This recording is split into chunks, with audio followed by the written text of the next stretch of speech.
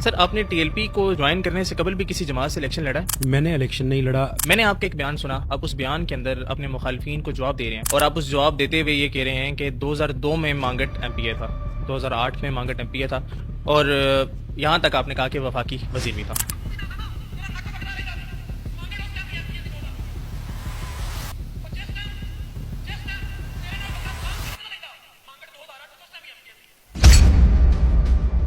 और 2002 में भी हम एमपीए थे, मेरी बहन एमपीए थी। बाप ने हज किया हो तो वो हाजी होता है ना, बेटा अपने नाम के साथ हाजी नहीं लगाता।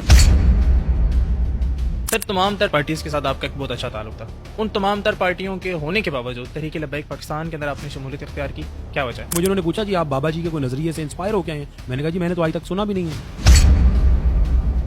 मतलब आप ना अल्लामा खादिम हुसैन रिजवी साहब को जानते थे, ना टीएलपी को नॉट एट जानते ऑल, थे। देखा ही नहीं था।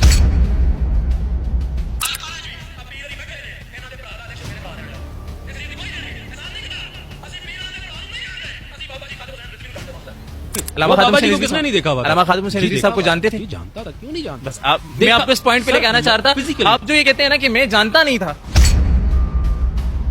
मुझे उस तरीकाकार से इख्तिलाफ है कि जब हम किसी एक सियासी पार्टी के साथ वाबस्ता होते हैं तो हम उसकी मददसराई में हद से आगे निकल जाते हैं और जब हम उसको छोड़ते हैं तो हम उसकी जो है वो नुक्स निकालने में भी हद से आगे निकल जाते हैं। ये तकरीर आपने चाहिए ये मदद रही थी या ये ठुकाई थी?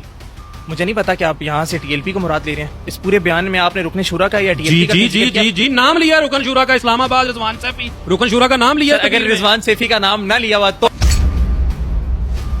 2024 के अंदर आपने जब पार्टी छोड़ी तो साद हुसैन रिजवी साहब को पार्टी छोड़ने से कबल इन तमाम तर मसाइल के बारे में आगाह किया था? हजारों दफा आपने उनको बाय फेस आके बताया, कॉल भाई फेस बताया, मुलाकात हुई। उसामा जैद साहब को आपने एक इंटरव्यू दिया, उस इंटरव्यू में आपसे जब यही सवाल हुआ जो मैं अभी आपसे कर रहा हूँ, आपने उस टाइम कहा कि साद हुसैन रिजवी साहब ना आपकी कॉल्स उठाते हैं ना ही आपके मैसेजेस का जवाब देते हैं। साहब आपने इस तमाम तर मामला साथ रिजवी तक पहुंचाए?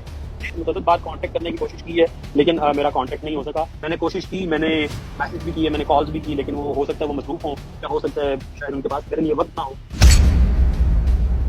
आप जानते होंगे गुलाम अब्बास फैजी साहब को, वो नाज़िम आला थे, उनको उतार के नाइब अमीर पंजाब बना दिया गया और नोटिफिकेशन जारी कर दिया गया। ठीक है, फैजी साहब ने वो नोटिफिकेशन फाड़ के साथ के मुंह पे मारा। ये आप अपने जुमलों की एक दफा दोबारा दीजिएगा। सर जी नोटिफिकेशन फाड़ दिया और मुंह पे मारा। मैंने मुंह पे मारना तो मैंने नहीं कहा, उन्होंने कहा जी नहीं काम कर। सर, इतना प्रेशर किसका था उनको? जी शूरा का। शूरा में कौन से इतने ताकतवर लोग? मुझे उन्होंने बुलाया ये तुम जो रिफॉर्म्स के ऊपर काम कर रहे हो, लोगों की दावतें कर रहे हो, लोगों को मिल रहे हो, ये किसके कहने पे कर रहे हो? मैंने कहा जी मरकजी अमीर साद हुसैन रिजवी के कहने पे। उन्होंने कहा वो कौन है? वो तो हमारी इजाजत के बगैर ऐसा ऑर्डर दे नहीं सकता। ये अरकान शूरा ने 6 अरकान शूरा कहते हैं, नाम ले लेता हूँ, ले लेना। हाफिज हफीज साहब, सजाद सैफी साहब, जिलान शाह साहब 3 हो गए थे। 3 ये शूरा के अरकान थे, एक और है वो सूफी पत साहब, उनका पता नहीं क्या नाम है। अभी 6 रुकने शूरा थे, अभी 3 उसमें से नहीं 3 सर 6, मैं बता रहा हूँ 6 लोग उस मीटिंग में। 6 रुकने शूरा उस मीटिंग में है, 6 लोग नहीं है।